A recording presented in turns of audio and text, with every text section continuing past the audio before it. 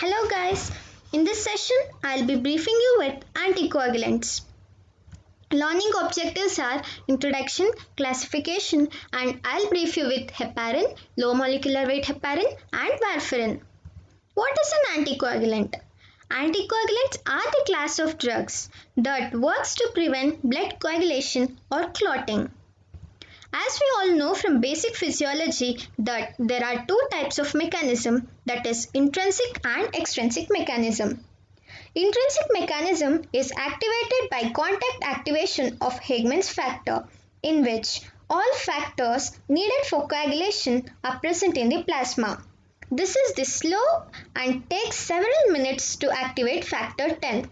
While coming to the other pathway, that is extrinsic pathway, needs a tissue factor but activates factor 10 in seconds.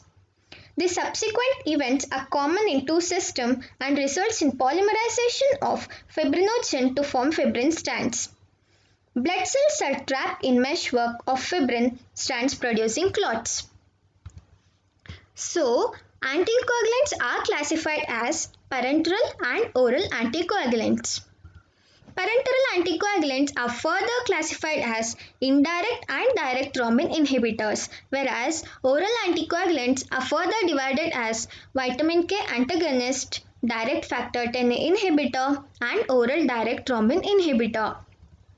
Coming to parenteral anticoagulants, as I said it is divided as indirect and direct thrombin inhibitor. Drugs present in indirect thrombin inhibitors are heparin, low molecular weight heparin, fondaparinux, and danaperoid. While drugs present in direct thrombin inhibitors are bivalirudin and argatroban. I'll brief you heparin with mechanism of action, pharmacokinetics, adverse effects, and its contraindications. Coming to its mechanism of action, the most important mechanism of action of heparin is its anticoagulant action. They are effective both in vivo and in vitro. Heparin, when injected into the body, combines with antithrombin 3 and forms heparin antithrombin 3 complex. Anticoagulant action is exerted mainly by inhibition of factor 10A as well as factor 2A. Lower concentration of heparin prolongs PTT without significantly prolonging prothrombin time, whereas higher concentration prolongs both. Coming to its second action, that is antiplatelet action. When heparin is injected at higher doses, it inhibits platelet aggregation and prolongs bleeding time. Heparin at lower concentration, whereas this concentration is much more lower than its anticoagulant action, releases lipoprotein lipase which hydrolyzes triglycerides, resulting in clearing of lipemic plasma. Coming to its pharmacokinetics, when this drug is given orally, they are not absorbed as heparin is largely and highly ionized molecule. When injected intravenously, it acts instantaneously. When injected subcutaneously, its effect develops approximately after 60 minutes. Heparin does not crosses blood-brain barrier and placenta, hence they are safe to be given during pregnancy. Heparin is metabolized in liver and excreted through urine. Coming to its adverse effects is bleeding due to overdose. Coming to its contraindication, this drug we are not supposed to give with the history of patient with bleeding disorders and history of heparin-induced thrombocytopenia and several hypertension, threatened abortions and GI ulcer. Patients suffering with subacute bacterial endocarditis, large malignancies and tuberculosis, and with patient undergoing ocular and neurosurgery and lumbar puncture. We are not supposed to give heparin to chronic alcoholics, cirrhosis and renal failure patients. Aspirin and other antiplatelet drugs should be used very cautiously during heparin therapy. Coming to low molecular weight heparin, they are classified as, or the drugs present in this are enoxaparin, reviparin, nordaparin, dalteparin, paranaparin, ardaparin. Low molecular weight heparin are obtained from standard heparin by fractionation. They selectively inhibit factor 10A with little effect on factor 2A. Lesser effect on APTT clotting time as compared to unfractionated heparin. Unfractionated heparin is nothing but standardized heparin. Coming to its advantages over unfractionated heparin. They have better subcutaneous bioavailability and once daily dosing is enough, and doses are calculated on body weight basis. They are lower risk of osteoporosis on long-term use. They have lesser antiplatelet action. And what are the indications to give low molecular weight heparin?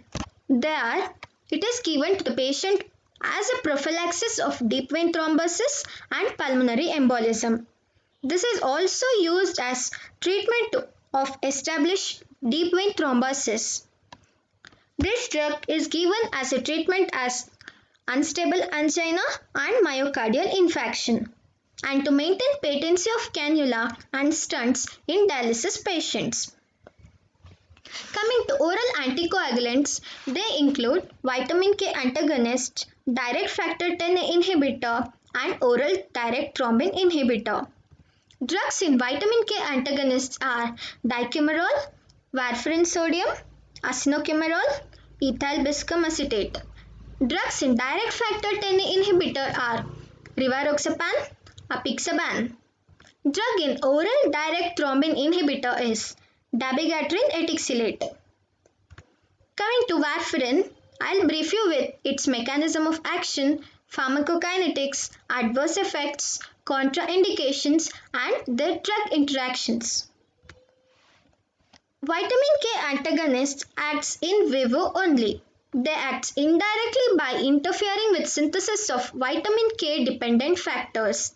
They lower plasma level of clotting factors in dose dependent manner. As I said they act as dose dependent manner. When warfarin is injected into the body, the half-life of factor 7 is 6 hours and factor 9 is 24 hours and factor 10 is 40 hours and factor 2 is 60 hours. Coming to its mechanism of action, as I said they blocks the synthesis of vitamin K and they also blocks the prothrombin or factor 7, factor 9 and factor 10. And it directly goes and blocks with vitamin K epoxide reductase. Coming to its pharmacokinetics, this drug when given orally, they are rapidly and completely absorbed from intestine. 99% of this drug is plasma protein bound and they can cross placenta. Therefore, they are contraindicated in pregnancy and they are also secreted in breast milk. Coming to its metabolism, they are metabolized in two forms, that is R form and S form. In R form, they are degraded slowly, whereas in S form, they are degraded more potently and they are excreted in urine. Coming to its adverse effect, the main adverse effect is bleeding, causing ecmosis, epistaxis, hematuria, intracranial or other internal hemorrhages which are due to extension of pharmacological action. So, what is the treatment for bleeding due to overdose? The treatment is withhold the anticoagulant or give flash blood transfusion or give vitamin K1 which is the specific antidote. Coming to its contraindication, it is contraindicated during pregnancy and bleeding disorders, patient at risk of bleeding, patient undergoing ocular surgery or neurosurgery. When this drug is given during early pregnancy, it causes fetal warfarin syndrome and birth defects. When this drug is given during late pregnancy, this causes CNS defects, fetal hemorrhages, fetal death and neonatal hypothrombinemia. What is fetal warfarin syndrome? This is hypoplasia of nose, eyes, sockets, hands, bones and there will be growth retardation. Coming to its drug interaction, warfarin activity is enhanced by liquid paraffin, indomycetin, phenytoin, probenecid, aspirin, enzyme inhibitors, and tolbutamide. This drug's action is decreased when given along with oral contraceptives and barbiturates. Hope you guys understood the concept. You can upload your doubts in the comment section. Thank you.